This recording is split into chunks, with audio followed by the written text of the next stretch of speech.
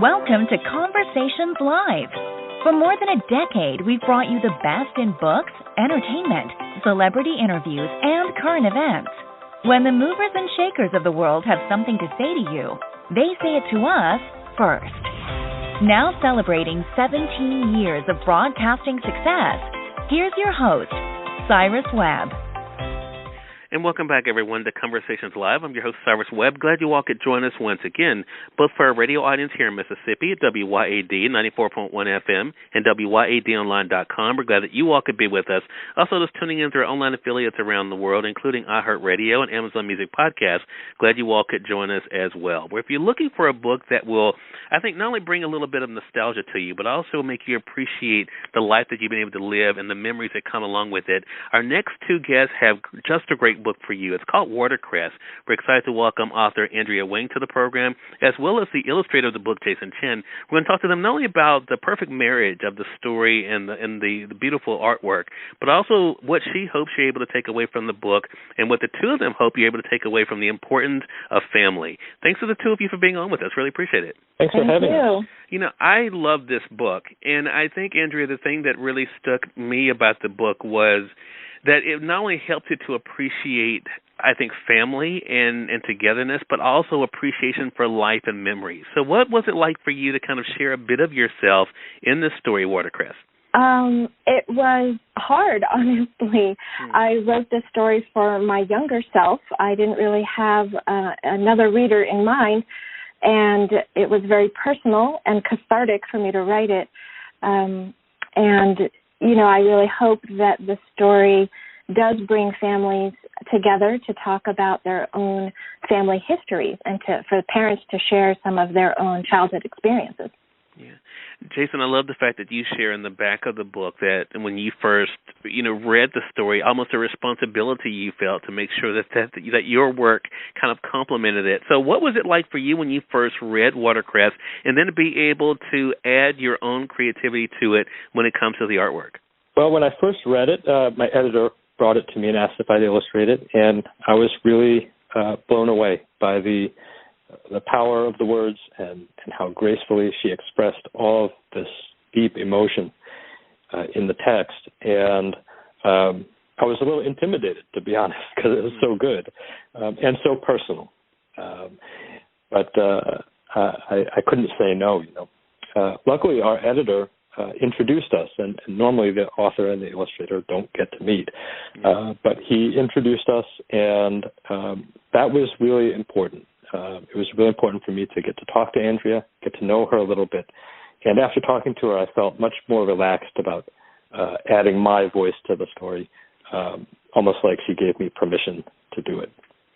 Andrea, let's talk about that permission, because one of the things that Jason, to talk about you a bit, one of the things that Jason again says in the back of the book is how he even brought, when it came to the supplies, and as a fellow artist, I thought about that, what it must have been like for him to bring, both, different elements to the artwork he was creating. What was it like for you to see, Andrea, the care he took in making sure that he did bring this to life for you? It's just amazing. I was also blown away by Jason's illustrations when I saw them. I did not have any idea how an illustrator was going to approach this work, since it was so interior, right? It's a lot about emotions and how this girl's attitude towards her own life and her parents change.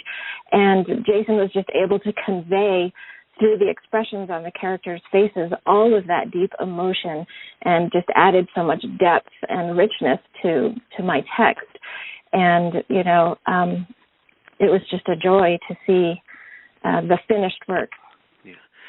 Andrea, one of the things that comes across in WATERCRESS, and Jason, you even allude to this as well, something I could connect with, and I think this should go to the universal aspect of this book. And one of the things, Jason, you wrote was, it's common for children not to know their parents' stories, right? I grew up, my mother picked cotton here in Mississippi, grew up in segregation. She never talked about her past, what it was like for her to go to, a colored section or to sit in the back of the bus. She never talked about that. She just moved forward. But I think when I read that, I thought, you know what? I think that is something that is so universal. So, Jason, what has that been like for you to see how that is a universal thing that you are finding, that sometimes we don't know the backstories of the people who gave us life and that we kind of live with. Yeah, I think you hit the nail on the head when you said there are universal themes in this book. I mean, it's Andrea's specific story, but I think that a lot of children and a lot of families will relate to this book and find commonalities with the characters in this book.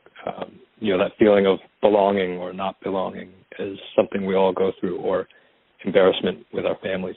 And one interesting thing is that as I've shared the book with people, I hear stories from other people about foraging and about how they were embarrassed that their families wanted to forage for food in the past. And these are people that, they're not Chinese. These are people from all walks of life that are telling me these stories. So I find that really interesting and gratifying. Andrea, how does that feel to know that something that is so personal does strike a chord? It definitely struck a chord with me when I read it.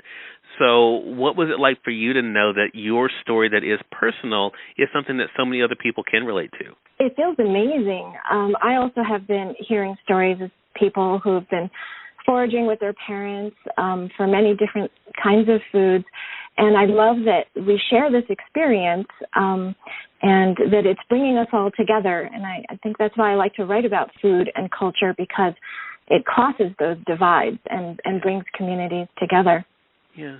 Last thing I want to talk to the two of you about, and it comes up in WATERCRESS, and that is, of course, the connection there. I think, I grew up, my family, my brother and myself, were always taught that, that regardless of where we lived or, where we come from or how we talked, that, we should always be proud of ourselves. There is this thing in the book with WATERCRESS where, the idea of not wanting people to look at you as being less than, or, when you think about secondhand, having something someone else has been able to use.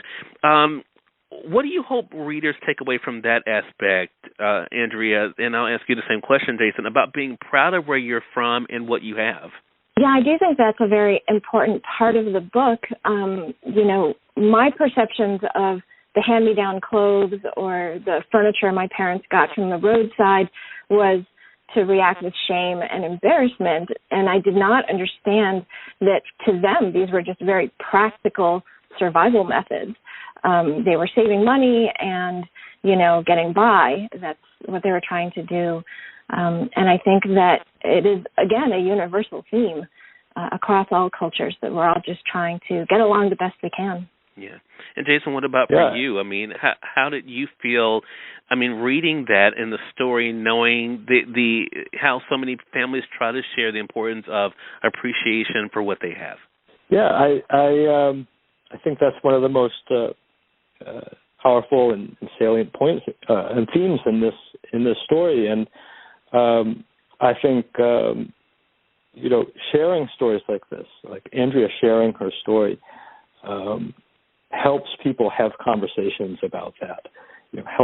This book will help parents and kids have conversations about what it means to have used stuff, what it means to maybe not have as much stuff as someone else in your class or community, and hopefully fosters connection and dialogue. And I'm so grateful that I got to be a part of sharing this story.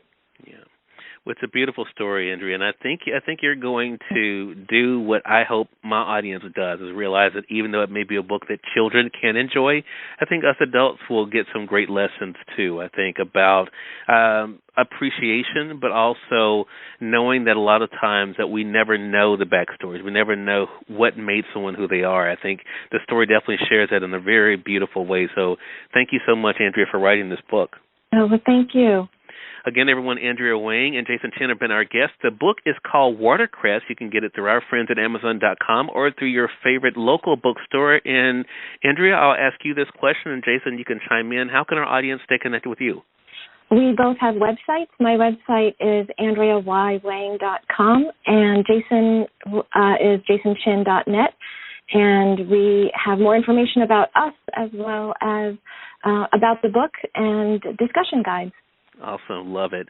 Thanks to the two of you again for the time. Really appreciate it, and looking forward to speaking with you again. Thank you so much for having us. Hey, glad to do it. And we thank you, our audience, for tuning in to another great segment of Conversations Live. Until next time, I'm your host, Cyrus Webb, saying, as always, enjoy your day, enjoy your life, enjoy your world. Thank you all for choosing Conversations Live. Then let's go make today amazing. Take care.